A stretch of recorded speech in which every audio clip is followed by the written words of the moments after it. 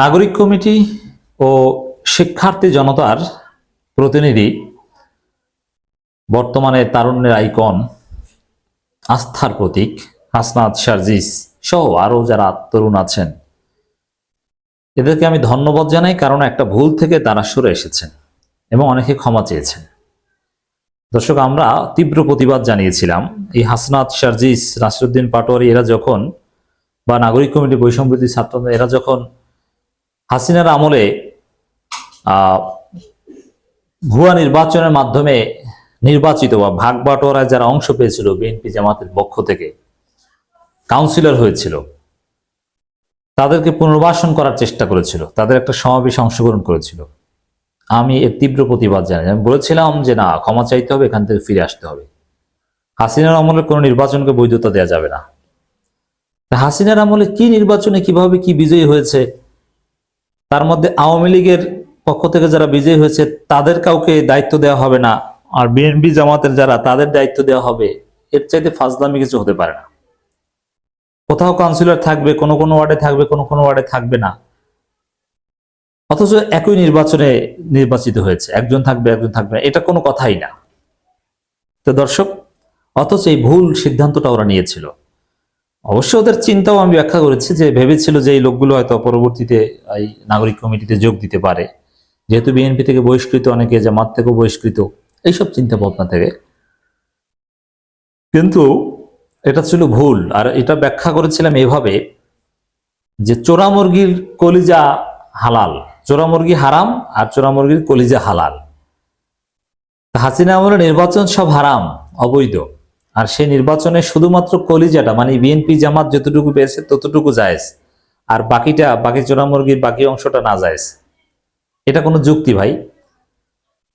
যদি জায়েজ হয় পুরোটাই জায়েজ, না জায়েজ হলে পুরোটাই না জায়েজ, আর পুরো কাজটাই না জায়েজ। যদিও এই কাজটা সর্বপ্রথম করেছে বিএনপি। বিএনপি সাংগঠনিক সিদ্ধান্ত নিয়ে মন্ত্রীর কাছে, উপদেষ্টার কাছে চিঠি দিয়েছে। সেই চিঠি ফাঁস হয়ে গিয়েছে যে উপদেষ্টাদের পুনর্বাসন করতে চায় তারা, কাউন্সিলরদের। একই সাথে চট্টগ্রাম সিটি কর্পোরেশনের মেয়রের দায়িত্ব নিয়ে ডাক্তার সাদাত সর্বপ্রথম হাসিনা নির্বাচনে বৈধতা দিয়েছেন, এবং হাসিনা নির্বাচনের হালুয়া রুটি খেতে প্রস্তুত তিনি, বা বিএনপি প্রস্তুত, এটা জানান দিয়েছেন।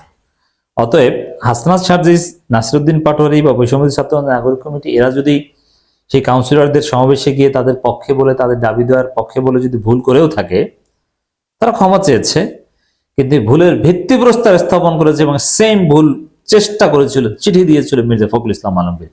অতএব আমরা এই বৈষম্যবিরোধী ছাত্র আন্দোলন নাগরিক কমিটির সমালোচনা করতে পারি কাউন্সিলরদের পুনর্বাসনের অভিযোগ তুলে, কিন্তু বিএনপির নৈতিক অধিকারই নেই নাগরিক কমিটির বৈষম্যবিরোধী ছাত্র আন্দোলনের সমালোচনা করার। তারপর ধন্যবাদ জানাই, কারণ দুঃখ প্রকাশ করেছেন অনেকে। দুঃখ প্রকাশ করে শারজিজের পোস্ট, নিজের বক্তব্য স্পষ্ট করেছেন। ছাত্র গণহত্যা ও ফেসিবাদ বিরোধী সিটি ও পৌর কাউন্সিলরদের জনস্বার্থে পুনর্বহালের দাবিতে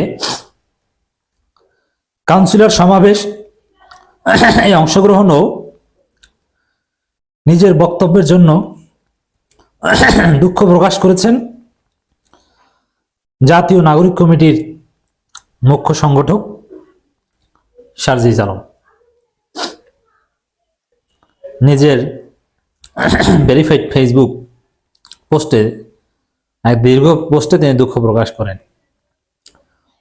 প্রথমে যদি বলি, তারা এই পুনর্বাসনের অযৌক্তিক দাবি থেকে সরে এসেছে, জনগণের সমালোচনাকে গ্রহণ করেছে, আমাদের সমালোচনাকে রেসপেক্ট করেছে, ভুল সংশোধন করেছে। এটাই গণতন্ত্র, এটাই তারুণ্যের রাজনীতি, এটাই ভুল সংশোধনের রাজনীতি, আমরা এটাই চাই। শারজিস লেখেন, বাংলাদেশে এই মুহূর্তে প্রায় 5,500 কাউন্সিলর আছে। এর মধ্যে প্রায় 1,500 কাউন্সিলরের পক্ষ থেকে একটি প্রতিনিধি দল আমাদের সাথে কিছুদিন পূর্বে দেখা করে। গুরুত্বপূর্ণ বিষয় হচ্ছে, তারা স্পষ্ট ভাষায় বলেছিল যে আমরা সকল কাউন্সিলরদের প্রতিনিধিত্ব করছি না, বরং আমরা 5,500-এর মধ্যে 1,500 কাউন্সিলরদের প্রতিনিধিত্ব করছি।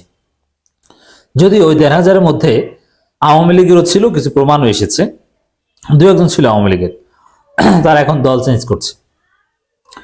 তাদের ভাষ্য ছিল ফ্যাসিস্ট আওয়ামী লীগ আমলে আওয়ামী লীগ ও তাদের দোসর ব্যতীত বিএনপি জামাত এবং স্বতন্ত্র জায়গা থেকে যারা প্রতিদ্বন্দ্বিতা করে নির্বাচিত হয়েছেন তারা তাদের প্রতিনিধিত্ব করছেন।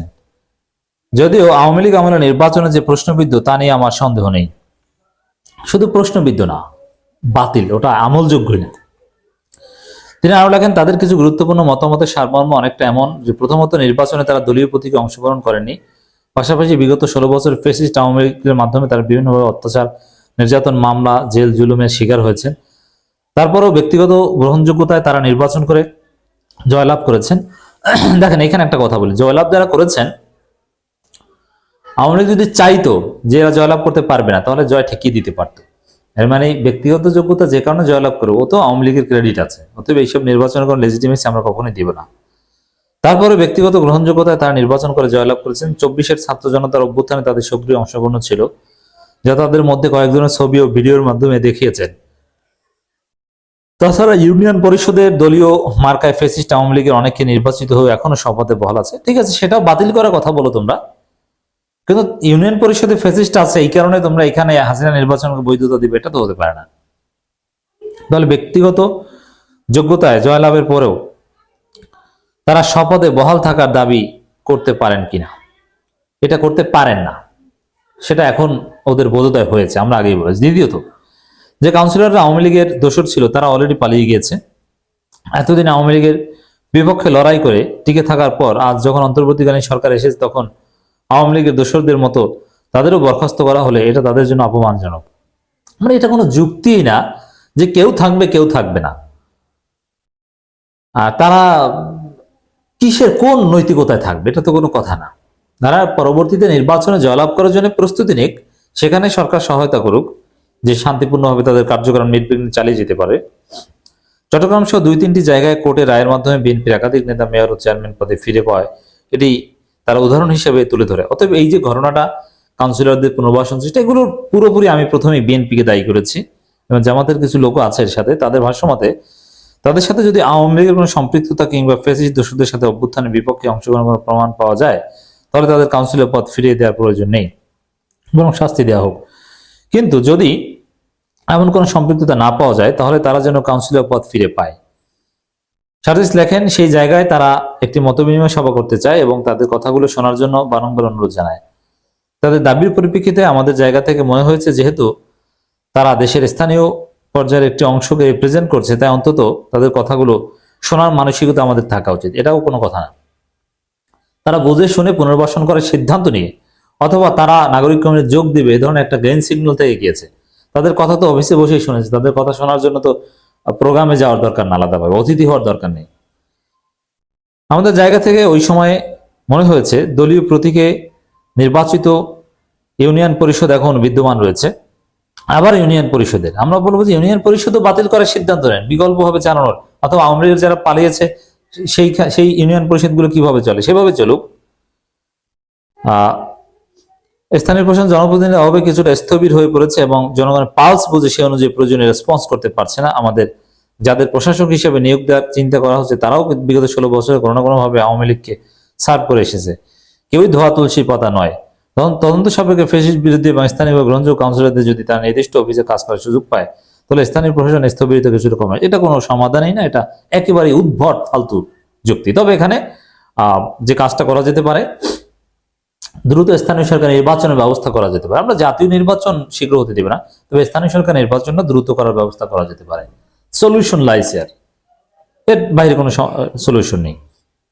তিনি আরো লেখেন, সেই জায়গা থেকে আমরা তাদের কথা শোনার জন্য মতবিনিময়ে অংশগ্রহণ করি এবং সময়ের অনুধাবন থেকে আমরা তাদের বিষয়টিকে স্থানীয় সরকার বিষয়ক মন্ত্রণালয়ের কাছে তুলে ধরার মতামত ব্যক্ত করি। কোনো একটি জিনিস সংশ্লিষ্ট মন্ত্রণালয়ের কাছে তুলে ধরা মানে এই নয় যে সেটি বাস্তবায়ন হবে। তাছাড়া হ্যাঁ, এটাও একটা কথা, এছাড়া মানে তারা ভুল করলো এটা যে সরকার ভুল করেছে তা তো না, অতএব এখানে সরকারকে দায়ী করার সুযোগ নেই। আর এই ভুলটা এই পথ দেখিয়েছে বিএনপি।